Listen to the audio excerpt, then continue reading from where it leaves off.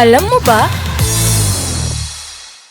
Nagulat ang buong mundo nang i-anunsyo ng Vatican ang lumalalang kondisyon ni Pope Francis. At kapag may balitang pumanaw na ang Santo Papa, ang pinakauna at pinakamahalagang proseso ay ang opisyal na pagkumpirma ng kanyang kamatayan. Pero sa paglipas ng mga araw, sinabi ng Vatican na unti-unting bumubuti ang lagay ng Santo Papa. Pero paano nga malalaman kung pumanaw na ang isang Santo Papa? Sa mga nakalipas, isang kardinal ang gumagamit ng maliit na pampalang ginto para mahinang ipalo sa noo ng Santo Papa at tatawagin siya sa kanyang pangalan ng 3 beses.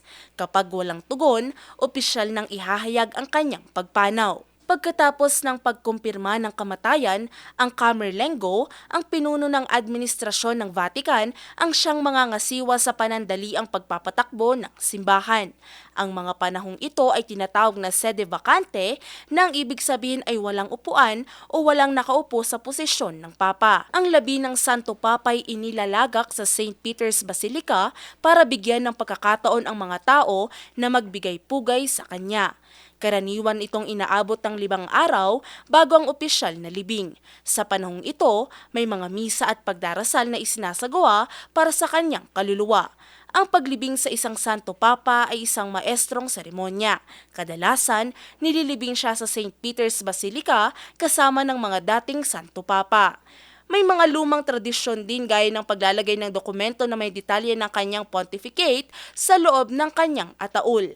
Pagkatapos ng libing, ang susunod na mahalagang hakbang ay ang conclave, ang pagtitipon ng mga kardinal upang pumili ng bagong Santo Papa.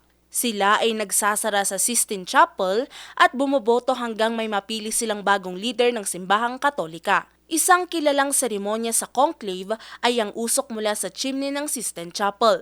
Kapag itim ang usok, ibig sabihin ay wala pang napili. Pero kapag puti na ang usok, ito ay hulog ng langit na may bagong Santo Papa na. Ngayon, kung may balitang hindi magandang kalagayan ng kalusugan si Pope Francis, hindi nakataka-taka kung may mga preparasyon ang Vatican para sa kanyang pagpanaw. Ang ganitong mga plano ay hindi upang magsilbing malas o masamang palatandaan, kundi upang siguraduhin na ang buong proseso ay magiging maayos at alinsunod sa mga patakaran ng simbahan. Ito kasi ay senyalis ng bagong yugto sa simbahang Katolika, isang bagong pinuno na muling gagabay sa milyong-milyong deboto sa buong mundo. Ngayon, alam mo na!